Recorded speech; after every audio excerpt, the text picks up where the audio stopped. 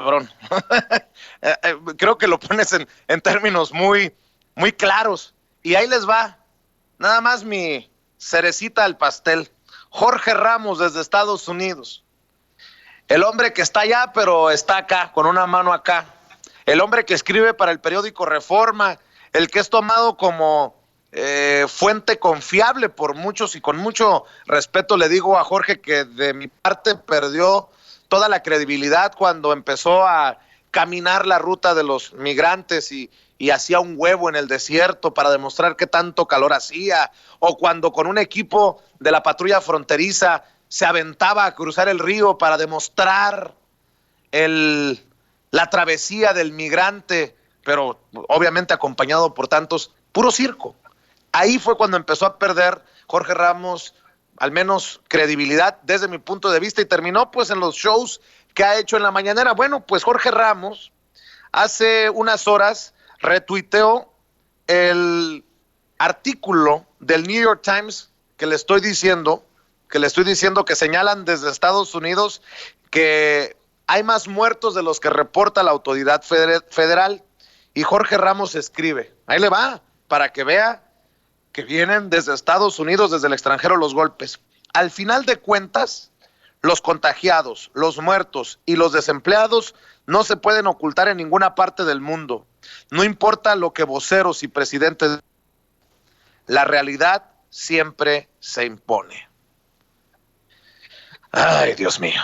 Bueno, mi querido profe, disculpa que te haya llevado por estos cabrosos caminos de las noticias que están aconteciendo, pero me resulta importante que la gente escuche tu análisis desde tu perspectiva académica, desde tu perspectiva profesional y también ciudadana, ¿por qué no decirlo? Pero vamos a el hecho histórico de hoy, 8 de mayo.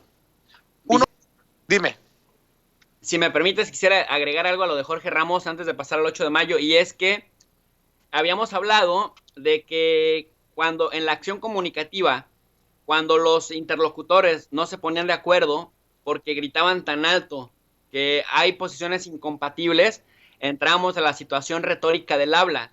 La situación retórica del habla es cuando los jugadores están dispuestos a gritar todo lo posible sin dejarse convencer, sin tratar de escuchar el mejor argumento del otro, y entonces esto se convierte en un diálogo de sordos.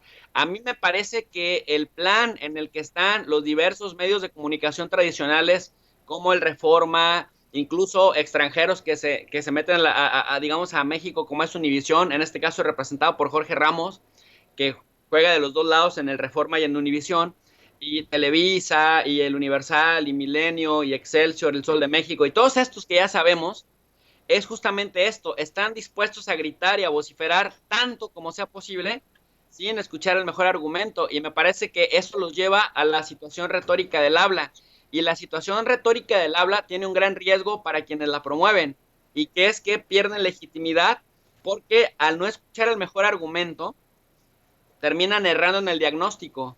Entonces, si por algo el presidente López Obrador ha tenido la legitimidad de la que goza hoy en día y que se vuelve casi intocable, porque hay de aquel que se atreva a criticarlo, porque le caen a palos quienes lo apoyan, y eso tiene sentido, porque nuestro presidente goza de gran prestigio, pero goza de gran prestigio porque ha tenido diagnósticos acertados de la realidad, que en este caso la prensa, al servicio de intereses económicos de los dueños de los medios de comunicación, no han querido ver. Es decir, nos quieren imponer desde los medios de comunicación una realidad que no se vive en el día a día, y eso es justamente lo que les hace perder credibilidad, y en la medida que pierden credibilidad ellos, el presidente gana credibilidad porque finalmente son más acertados sus diagnósticos. Ese es el punto, y es lo que pasó con Jorge Ramos, más allá de los dimes y diretes en los que se ha venido encontrando últimamente con el gobierno federal.